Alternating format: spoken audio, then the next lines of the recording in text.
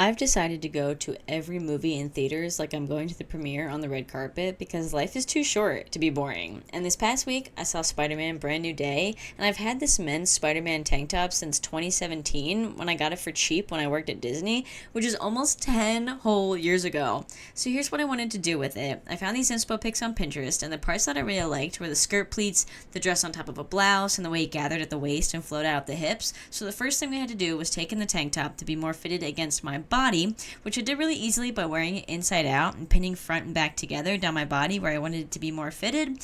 Then I had to squeeze out of it without stabbing myself and just sew down the lines.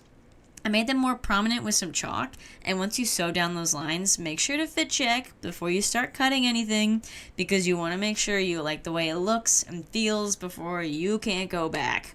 And I liked the way this looked on me, except for the weird fold I got on the bottom skirt part, so I left that for future me and cut the fabric about a centimeter or two away from my thread, and then fake serged that and ironed it flat. After that, I have no footage, but I added some elastic to the waist to cinch it up the way I wanted it to look.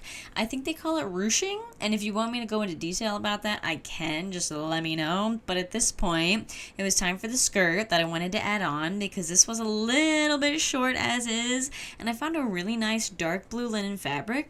So I measured the hem of my tank top and multiplied that by 3 to get the length of fabric I would need to create the pleats. I also had to think about how long I wanted this bottom skirt portion to be and add seam allowance in there for attaching it to the tank top. So I marked all of that on my fabric with my chalk, and then once I cut it out, I did a roll hem on the bottom part of the skirt.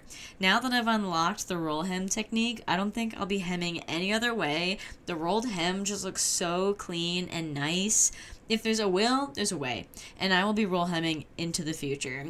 Now, this is also the first time I've pleated something, so this was great practice because I'll actually be working on what I've heard is one of the hardest skirts to pleat in cosplay, and if you want to find out who it is, then follow along. But the process is not necessarily hard once you get into it.